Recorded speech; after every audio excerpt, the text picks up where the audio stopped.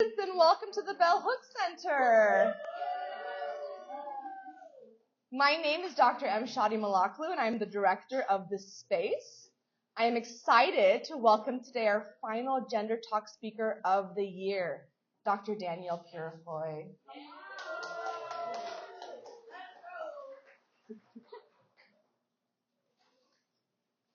Dr. Purifoy is assistant professor of geography at the University of North Carolina at Chapel Hill, where she is also a faculty project lead at the Environmental Justice Action Research Clinic.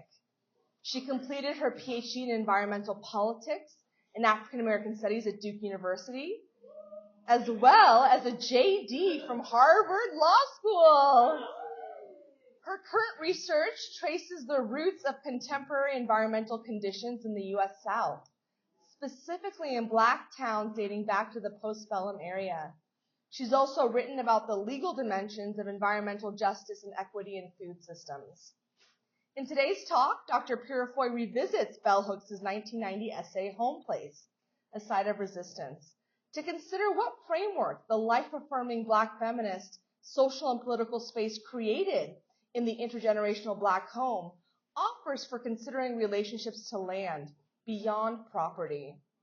Using examples of the home place in Lowndes County, Alabama, and in Edgecombe County, North Carolina, she demonstrates how these sites of Black collectivism and political resistance simultaneously eroded the boundaries of legal property in the U.S. South.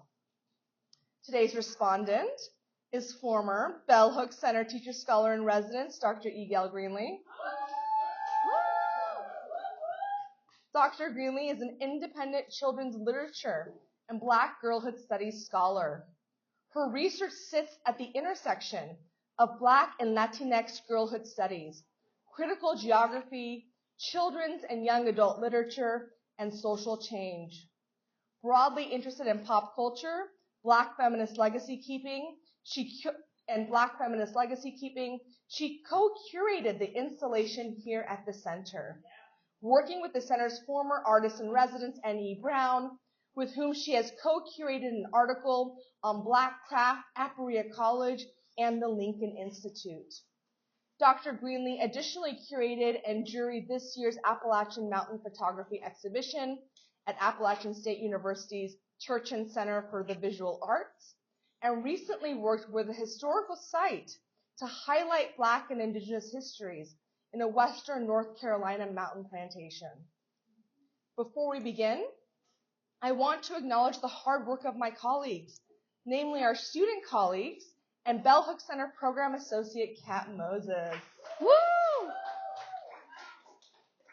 Without whom, none of what we do would be possible. I also want to thank the Forestry Outreach Center. Is Wendy here? And I want to also thank the Minor in Law, Ethics, and Society for generously co-sponsoring this event. Without your support, we would not be able to offer the variety of programming that we do. Please join me in welcoming Dr. Danielle Purifoy to Berea College.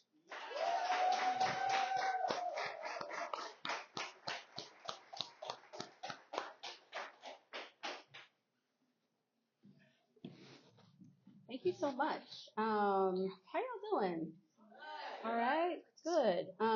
This is such a warm welcome. I have scarcely heard, I don't think I've heard this many kind of finger snaps and yes, right? Like in any kind of, any other college or university setting. So thank you for this really, really warm welcome.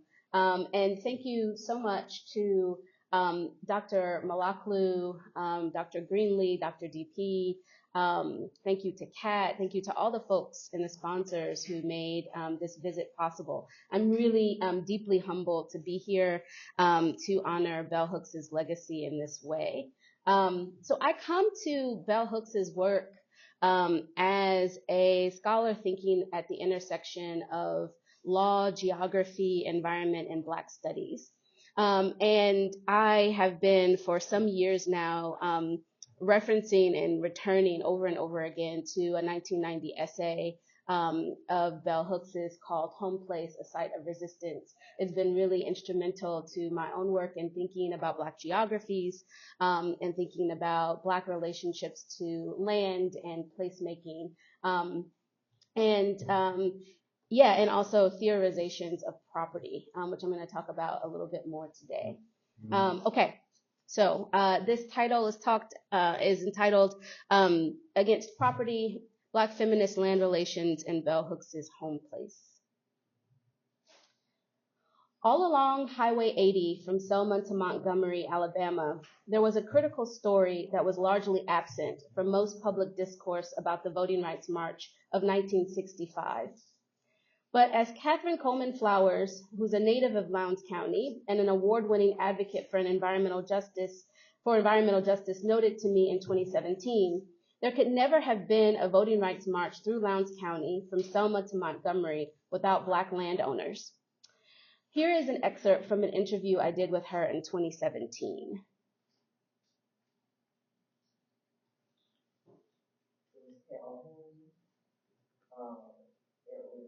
There were places throughout where people, apparently a number of plantations were purchased. And those plantations were divided up. And Black families were allowed to purchase the land. And that's how a lot of them became landowners. And that's why the place is so important. Because part of the legacy and family history that our families taught us to purchase land or keep land, but always keep the family property, because that's the place where the families always go. So no matter how much, you should always make sure you keep land that holds the family together. And a lot of families believe that. And I think that I believe that it came because after slavery, so many of us were dispersed all over the place, we lost contact. And that was the way, that was that one place that kept us centered and together. And those places too were where the seeds of resistance were planted. In this image is the site where Martin Luther King Jr. and the many organizers and local residents for civil and human rights in and around Alabama camped overnight while on the roughly 51-mile path through Lowndes County, Alabama. Miss Rosie Steele, whose name is pictured here, was one of the many Black landholders across the county who bonded together in mutual aid for the movement that finally broke through one of the staunchest, most violent Jim Crow regimes in the country. No one else could afford to take the risk, and even the landowners who could suffered greatly. In addition to many stories of mass evictions of renters and labor expulsions, I scarcely met, when I was in Lowndes County back in 2016, I scarcely met a person over the age of 50 who didn't have a close relative or who didn't know of someone in their community who simply vanished one day in the 1950s or 60s, or who had been found maimed or lynched by a white supremacist regime acting with legal and political impunity. The land, therefore, meant something far greater than property. It was a hiding place. It was food. It was security. It was mutual aid. It was family. It was everything, I argue, that legal property is not. 600 miles away from Lowndes County, Alabama, is Princeville, North Carolina, which is known as one of the first incorporated Black municipalities in the United States. If you've ever heard of it, you most likely have heard that Princeville is so flood-prone that the town's inhabitants have been displaced approximately 7 times since its founding as Freedom Hill in 1865. Like Lowndes County, Princeville is a place full of what Bell Hooks calls home places, multi-generational land relations where Black folks live in complex, interdependent networks that extend far beyond the dominant nuclear family, creating social and economic systems that keep the town resurrecting itself over and over again, flood after flood. So for the past year, I've been working with Princeville's great-great-grandchildren, so to speak, people who are around my age, who are really determined, despite the latest displacements from Hurricane Matthew in 2016, to maintain the space and to rebuild the city in a way, the town in a way that is sustainable for multiple generations to come. Their work echoes, as I'm arguing, Lowndes County's work as they seek to make possible places that are deemed disposable by the dominant white planter class. And there is a contemporary, right, a current day white planter class that exists, I think, in the form of corporate CEOs, in the form of industrial agriculturalists, people who are doing a whole lot with extractive industry that really target these kinds of places. And so as these folks struggle against the violences of predatory development, I think one of the things that they are pivoting to is considering alternative land relations beyond the dominant legal regimes that keep displacing them over and over again and making it very difficult for them to come back to their homes. So most of the work in Princeville, and you see Marquetta Dickens and Kendrick Ransom pictured here in the Tar River. This is at Shiloh Landing, where back when the town of Tarboro, white town of Tarboro, was an epicenter of the slave trade in North Carolina. This is where enslaved peoples would land, so to speak, to be traded off into North Carolina and beyond. And the photo, I guess to your right, is of the folks of Freedom Org, which is a organization that was founded to really learn how to live with water in Princeville. How to work with the landscape and the ecosystems, not to try to push water out, but to let water in and to learn how to live sustainably with the water.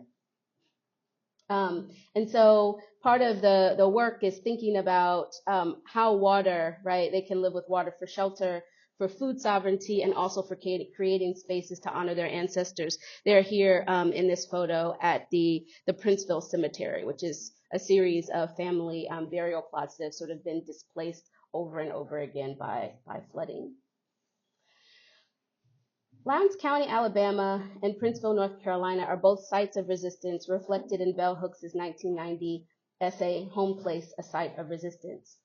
In this essay, Hooks takes up the home place as a Black feminist geography where Black women created possibilities for Black subjectivity, dignity, and love beyond the space-time of the plantation, which I think of as far beyond the imagination, our dominant imagination of industrial agriculture, right, that we think about when we think about slavery. I think of it as including the spaces of domestic labor that Hooks is talking about in this essay, toxic extractive industries, and the like. And in this essay, this is from very early on in the essay, Hooks is talking about what possibilities, right, the home place created for Black folks when they were able to return from their labor on land.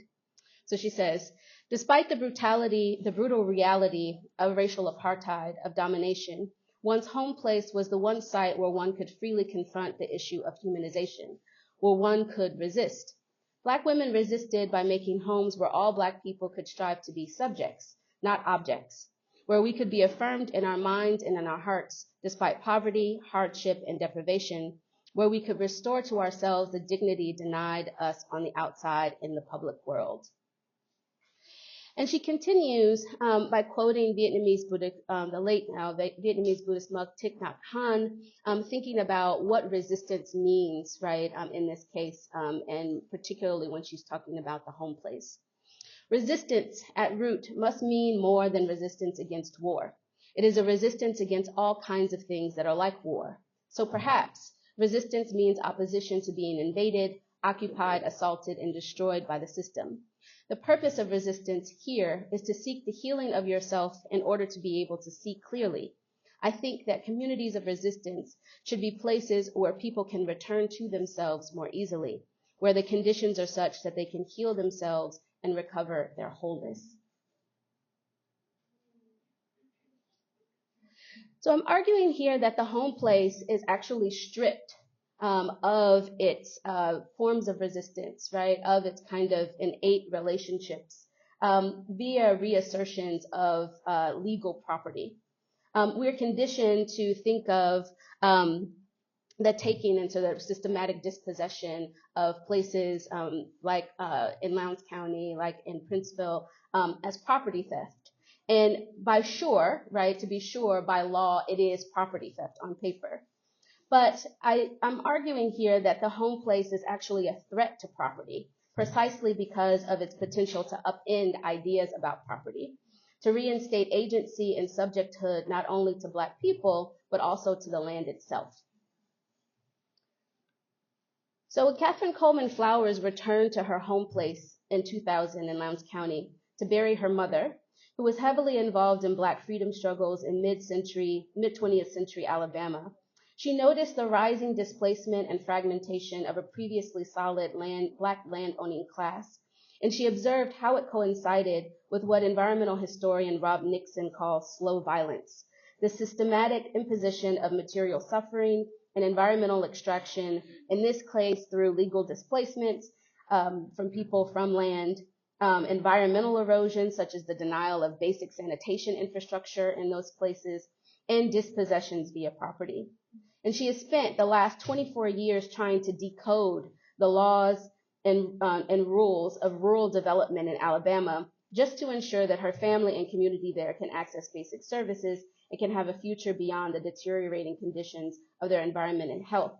And for Lowndes County, the form of these displacements has actually meant the resurgent agricultural plantation via remote control. These are absentee land owners amassing a lot of passive wealth by replacing Black communities and home places and their land relations largely with monocrops of loblolly pine trees. So this is where my research starts to intersect, right, with research on forestry. If you don't study forestry and even if you do, you'll know that a lot of the work of forestry is about managing these essentially planted forests. People call them actually forest plantations, which I think is an oxymoron. But it's one of the ways that I found out in my research in Lowndes County that these communities were being displaced and ultimately denied access to things like basic drinking water services and sanitation was because of the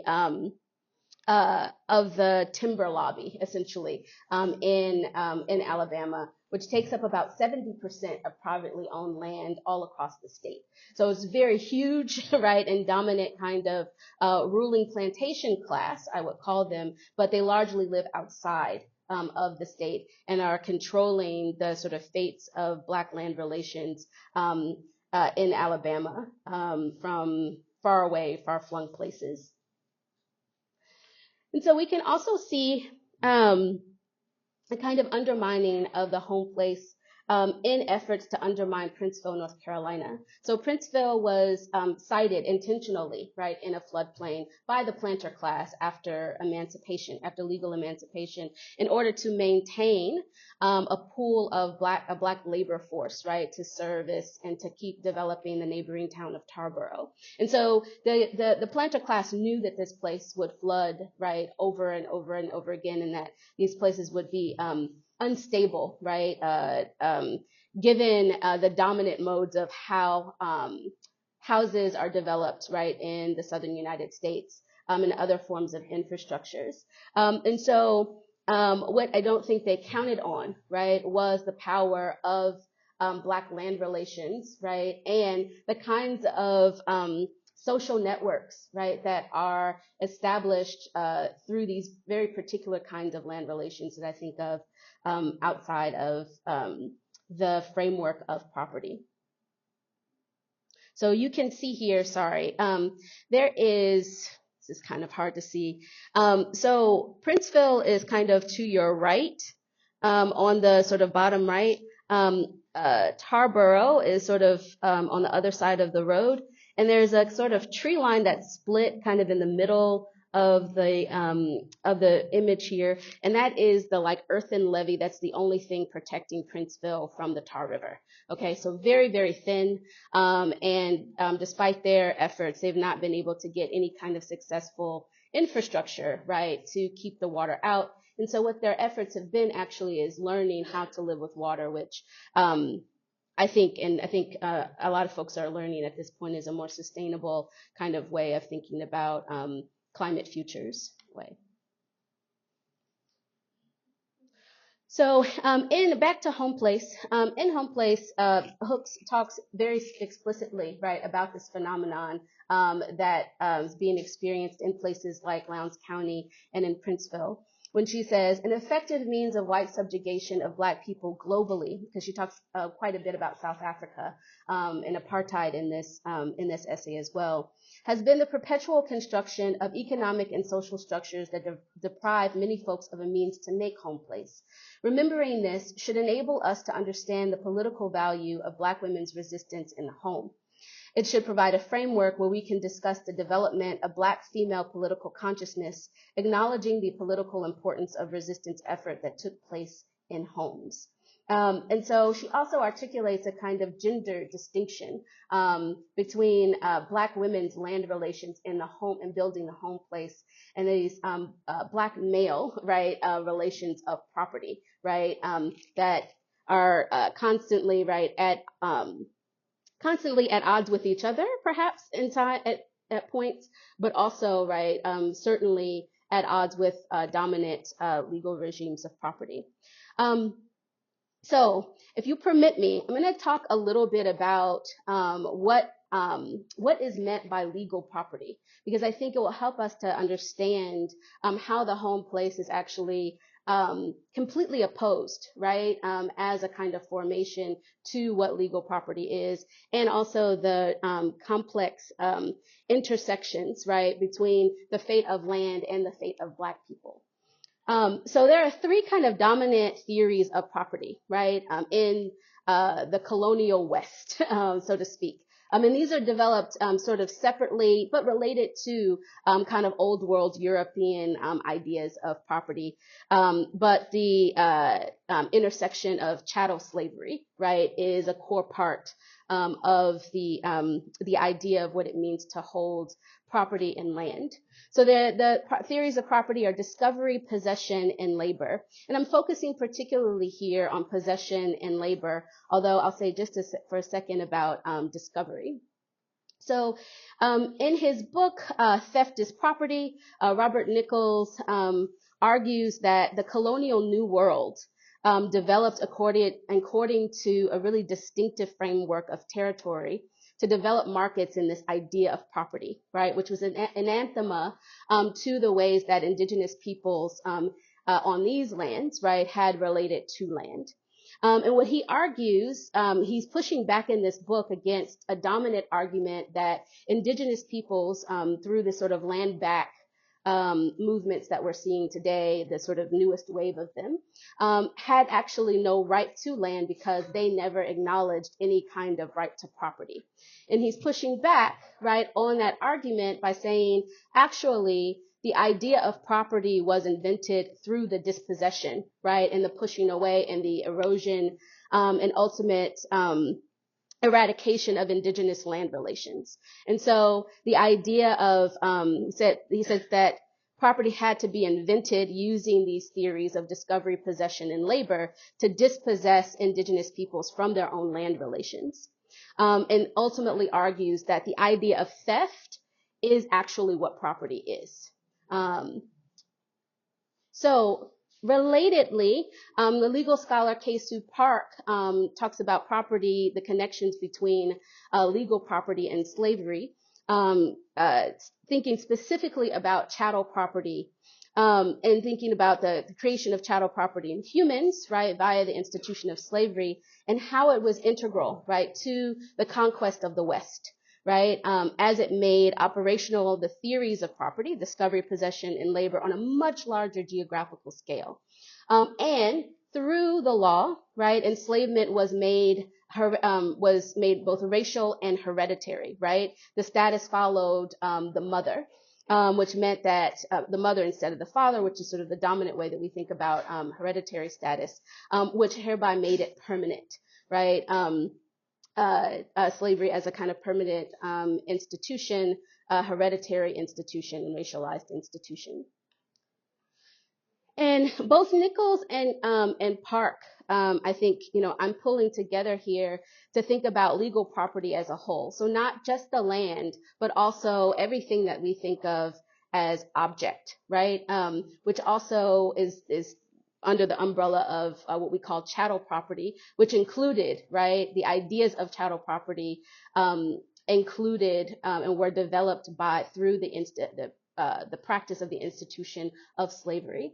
And so legal property, I argue, combines the forms of indigenous dispossession from their own land relations and the conversion of African people to chattel property to form the foundation of the dominant relationships to land that we have, right? What legal property actually is. And those dominant relations are both objectification and extraction. So we treat land as inanimate, right, as an object, right, that is subject always to our discretion and extraction, right, on our terms. And in the same way, because they are co-constituted, right, because chattel property developed alongside property and land, blackness itself, right, became objectified, right? As sort of Bell Hooks is talking about, like the home place being a space where Black folks could become subjects again, right? Not objects as they were outside of the space and on the space of the plantation. And the rest of the space that wasn't the home place, which we might think of within the kind of realm of this legal property. Okay, so let's think now, because I just told you that Black landowners, right, were very prominent in in Princeville and in Lowndes County in building resistance movements, right, and making possible the kinds of in making possible the kinds of resistance movements that we are benefiting from today. But I'm arguing that what we what we have is a kind of failure of language, right? The kind of relationships that the Black land holders had in Lowndes County and in Princeville can be characterized differently, right, and distinctly from an idea of legal property. And so Black property, so to speak, again, I think a failure of language, right, represented something more than something that could be bought and sold on a market, right, that could be objectified. It was freedom, it was autonomy and self-determination, it was safety, it was community and reunion. A lot of the home places, and these are mostly in kind of rural parts of communities, and particularly in the South, where I focus most of my study on. This is where the family reunions actually happen, right? This is where, and that practice, as Catherine Coleman Flowers talks about, dates back to slavery, because so many families were fractured, right, during the institution of slavery. So the actual practice of reunion, right, is a land-based practice, right, that has to be distinguished from an idea of property. And it's also a home, right? It's not an asset. In the same kind of way. Now, this does not mean, right, I know Black capitalism exists, right? I know that there are all sorts of, right, pushes to relate to land through a lens of Black capitalism. But what I'm trying to recover here, right, are these other kinds of modes of land relation that we can think about that have been intimate and integral to Black land relations that we can think of outside, right, of the regime of property. And also intergenerational sustenance, right? A lot of these communities, Princeville has been around for 158, 159 years, right? And it has existed despite 7 catastrophic storms floods that displaced the community entirely. And those communities keep coming back. They do not have independent economies, right? They are, for all intents and purposes, in our sort of dominant ideas of a town, they're bust towns. They don't make sense to us because they keep resurrecting themselves, right? And what I'm arguing is that resurrection has very little to do with how we are typically conditioned to think about the town, which is primarily through an economic capitalist lens, right? And a lens through which we think about, which is intimate, right? Inextricable from the ideas of legal property. So I'm arguing that these forms of land relation, right, particularly in the midst of persistent dispossession, that dispossession, I'm also arguing, is because of the place of the threat, right, that a place like the home place, that particular kind of land relation, right, is to dominant ideas of legal property. And so we cannot reduce Black land or life, right, to mere property. And so the question that I kind of had, in thinking through home place, is about what other frameworks are more compatible, right? How can we think of of other frameworks alongside the framework that Bell Hooks has given us in home place? So we have from Bell Hooks herself in home place, land as subjectivity and anti-domination, right? A real resistance to thinking about land as inanimate, right? Land as an object that is there to be extracted from. And therefore, right, if you push against that particular land relation, right, then it also makes your subjectivity, right, as a Black person more possible, right, through that kind of relation. But I'm also thinking alongside two Indigenous scholars. First, the late Patricia Montour Angus, who is a Mohawk legal scholar, about a framework of land as responsibility. This is her quote here. Although Aboriginal peoples maintain a close relationship with the land, it is not about control of the land. Earth is mother, and she nurtures us. She nurtures us all. Sovereignty, when defined as my right to be responsible, requires a relationship with territory and not a relationship based on control of that territory. What must be understood then is that Aboriginal request to have our sovereignty respected is really a request to be responsible. I do not know of anywhere else in history where a group of people have had to fight so hard just to be responsible. And finally, land as pedagogy, as framed by Leanne Simpson, who is an Anishinaabe scholar. And if you don't know where the Anishinaabe are, they're sort of Great Lakes region, Canada, Ontario, that sort of region. So Simpson says, like governance and leadership and every other aspect of reciprocated life, education comes from the roots up. It comes from being enveloped by land.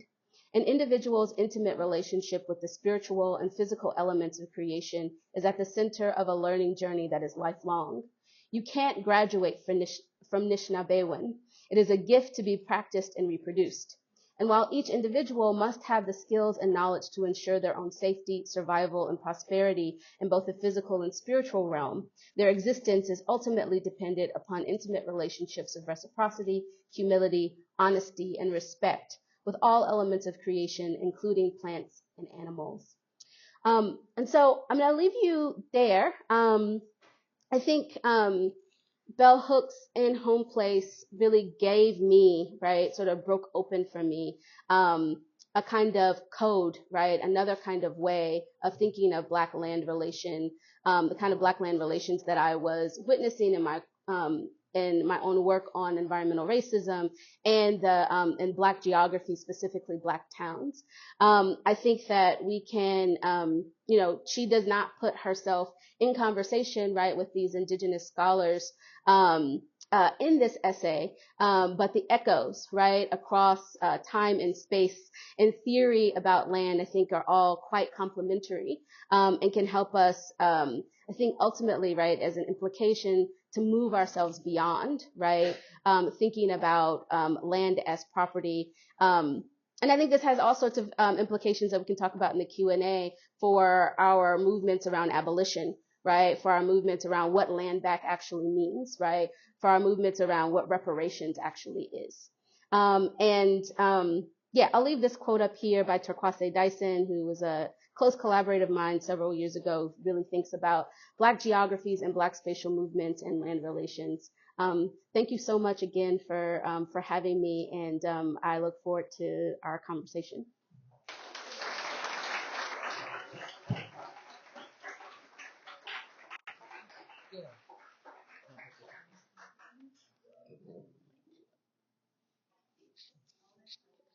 Thank you. Can you hear me? Oh, okay. What Keep do I it do with on. this one? Do I keep this on? Shall I Okay. use this? Okay. Sit here? Okay. Yeah, stay close by. Okay.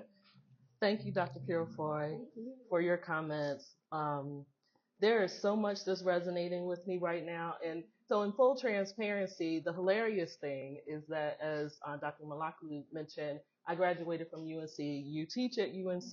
We live less than 45 minutes away from each other, but somehow had to come all the way to Kentucky to meet and have a conversation, even though she actually knows my younger sister, Dr. Cynthia Greenlee, fairly well. So, there's a lot of convergences here, a lot of Black geographies in motion, quite literally, and I'm grateful.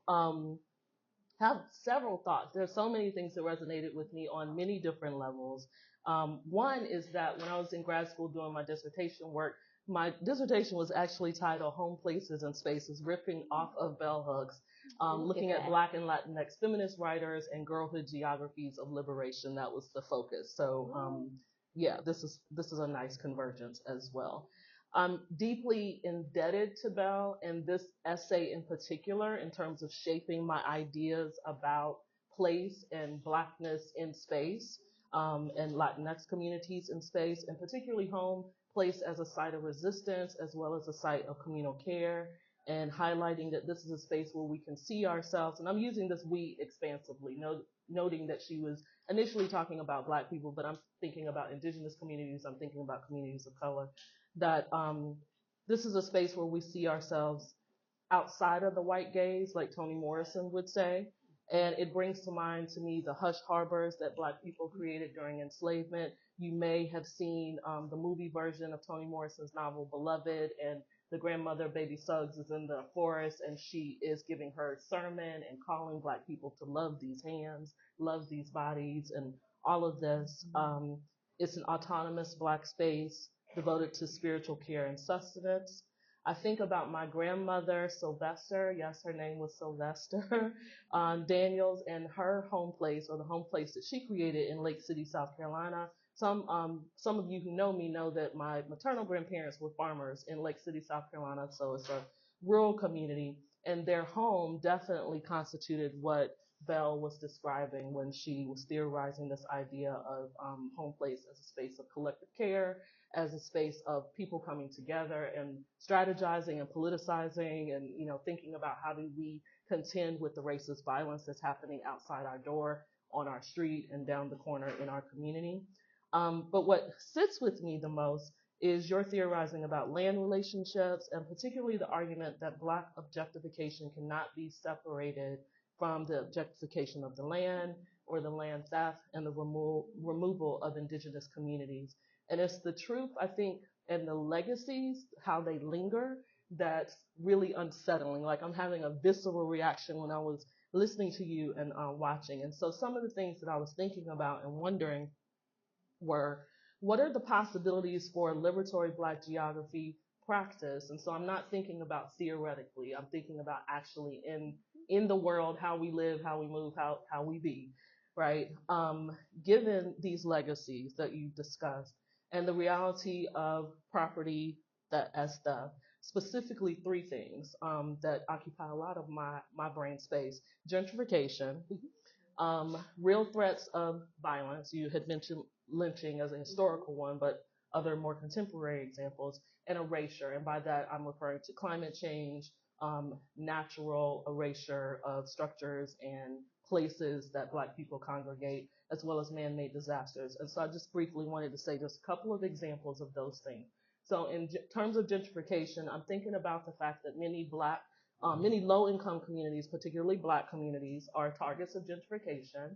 There's a beautiful novel called Halsey Street by Afro-Dominican writer Naima Coster that addresses Brooklyn and gentrification there, and how the face of the community is changing, but also the physical landscape and structures in the community, like the built environment of the community is changing In Atlanta, a community that I lived in for about 8 years and have recently returned to do a lot of work around housing, the place we call the Black Mecca, private investment firms have come in and they're scooping up property by the thousands in predominantly Black communities, flipping the houses, charging exorbitant rents, so you are eliminating possibility of affordable housing for people who need to rent, and then for those who are hoping to own the home for their family, because it still is a bedrock of wealth building in our country, then that possibility is not available for those Black families.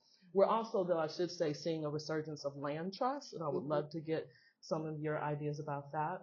In terms of violence, I'm thinking about the Liberation Station bookstore, which I'm sure you've heard about in our neck of the woods. Some of you may have seen this reported nationally, but it started off as a Black family-owned bookstore pop-up in the Triangle area of North Carolina, Raleigh, Durham, Chapel Hill. They finally got a store, a physical site, and now they've been receiving death threats. This has been on the news like the last 2 weeks. So at the end of the month, they are shutting doors and having to reimagine and re-envision where they will create that healing space, that home place that this store was definitely signifying. And in terms of erasure, I'm thinking also back to my grandmother's home place in Lake City, South Carolina, because that house burned to the ground in 2021.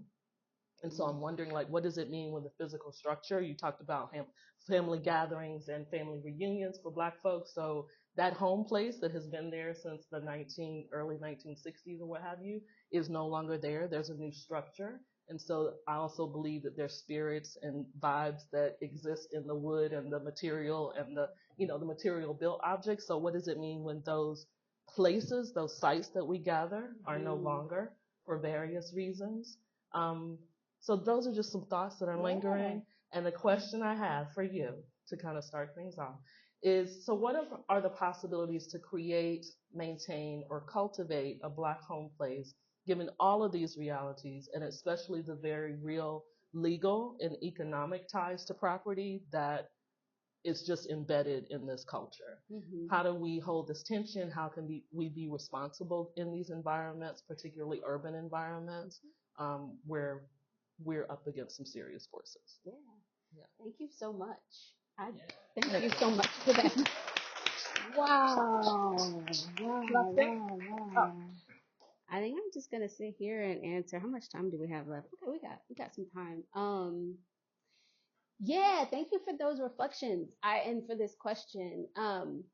So I don't have, right, like, if I had the answer to what we do about property, right, then, right, we would be in a different kind of space. I do think that I am often kind of struck, right, that we exist within this property regime, and within this property regime, this still happens, right? Like these same consequences still happen. Like when we commit, right, to I'll use ideas around Black capitalism, right, as an example. I don't know if anyone knows the place Soul City, right, out in Warren County, North Carolina. It was a town that was actually built with HUD funding in the late 1960s as an experiment in Black capitalism, right? Like how you kind of manifest that. And over again, we've seen with these particular kinds of experiments, right, like a kind of an erosion, right, or a theft, right, essentially, right, of these spaces, even when we're trying to play by those particular rules, right? And so I think, and what's I think most interesting to me about Soul City is actually what's happened to it now, right? So one of the things that happened to it is became a prison town. There is a prison town and factory that was the factory that Floyd McKissick was thinking about for building modular homes and that kind of thing. That infrastructure, right, that he built, was essentially displaced, right, and converted into the prison, another form of the prison industrial complex.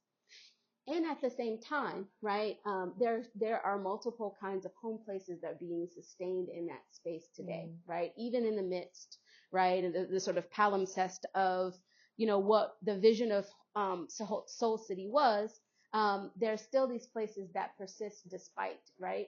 And they are vulnerable. Like, there's no question, right, that now that, there's been mass, right, like mobilization of tech industries, all sorts of things, right, to the south and particularly to North Carolina. That corridor where Warren County is right at the edge of the border of Virginia, right? It's headed into Richmond, which is already kind of boomed in its own kind of way. We will see, right, those places be threatened. I think my bottom line is, like, I've been trying to think beyond the kind of specter of this sort of large scaled up kind of thing, right? Like, there's been so much work, and I think it's very important work thinking about policies and laws and those sort of things. As a lawyer, I have very little faith in law in this country. I think it's not that I don't think that there shouldn't be rules and policies. I don't think that the rules and policies, right, of this particular society are set up, right, for Black folks to thrive, right? And so I think what I've been pivoting towards is, like, what do we do in terms of our interior conditioning of ourselves about what our relationships are to the land and to each other, right? And those are very, like, small scale type practices, right? So Freedom.org in Princeville has been really inspirational to me, because, like, the work is, they have a vision of Edgecombe County, right, which is where Princeville is. And they know, right, that, like, the sustenance and sustainability of what they are trying to develop, the kind of relation they're trying to develop and maintain in Princeville, is intimately interdependent, right, on the fate of the rest of Edgecombe County. And as Marquetta Dickens says in one of the articles in a series that was done for the Pulitzer Center by a friend of mine named Justin Cook, who's a fabulous photojournalist and writer, she's like, we have to put our own mask on first, right? So the work starts, like, really small, and it starts in these kinds of relationships. And it's really about, like, let's come together and think about what we want, right, from this land, right? What kind of relationship can we have with this land? We know that it floods. We know, and we also know that because of the plantation empire here, right, we don't have food sovereignty here, right?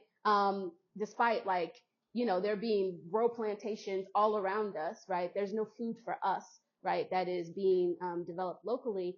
And so for the last year, I have literally been in this process that's been, like, just sitting with them and supporting them.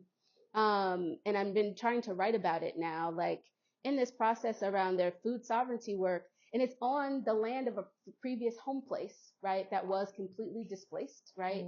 They're buyout lands. And they are trying to, like, honor, right, the people who lived there and were displaced and decided not to come back by this food sovereignty project. It's in the middle of a floodplain. It's the reason why they, got displaced. And when I heard about it, I was like, ooh, this seems like a tall order to be planning for food sovereignty in a floodplain, until I started working with them and a hydrologist, right, and a team of people who are not actually thinking so much about economic development. This is the thing that I kind of really love, is that, like, the center, right, of the focus is not about the marketing and distribution of food, like that kind of economic end. It was like, how do we work with this land so that it can feed us and it can also be itself? It's a floodplain, right? And so the whole process over the last, like, year has really been, like, looking at where the various flood lines are. Where does the water come in, right? What kind of plants, right, love water in this way, right? What kind of buffers do you build? And there's a deep history of Black orchards, right, in Black towns. They had an orchard in Princeville before. They have, in their remnants of them all throughout the place. And so they're like, oh, okay, well, there's already a sort of big kind of tree line here. Let's build another buffer, and that it's our orchard. Let's build another buffer that's like bushes. Let's build another buffer, right? And then we get to the stuff that we're going to plant as in sort of, your regular kind of crops. It feels so small, right? Like, in comparison to, these big, like, large scale problems, right, that we have. But what I think fundamentally changes, right? I was changed by that process, right, fundamentally changes is your orientation, right, to land and what's possible. And that, to me, is like the thing that like I could see snowballing, right, into something that's a more dominant ethic that pushes back, right, as a practice. White folks can get in on this too, right? Like we gotta, So yeah, that's kind of how I think about it. Is it's as a practice, as a community practice, in a way of building new kinds of relationships. And yeah, I think that those sort of relationships, as we've seen with Princeville over the last 159 years, like have the power to overcome something about legal property that I think is profound. So yeah, that's kind of what I have right now. It's kind of like practice and practice in relating to land not as property, right? And building those kinds of relationships and seeing like what that does in terms of your imagination of kind of what is possible. Yeah.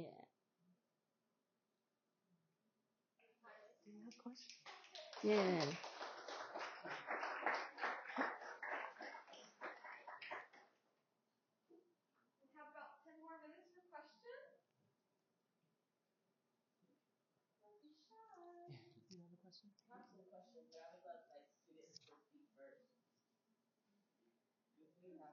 Yeah.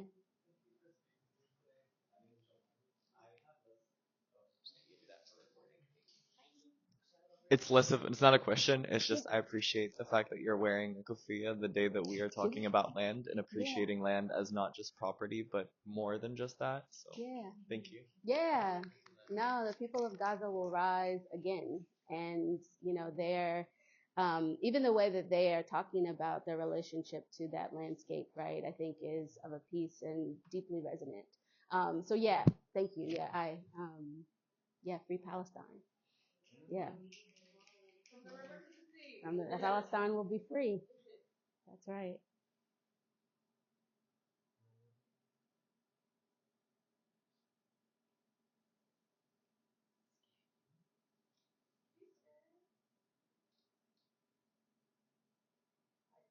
Okay, sure. Yeah. I was trying to wait because I think my class has time with you later, and that was one of my students as well. So we're both talking, even though we have a little bit of time.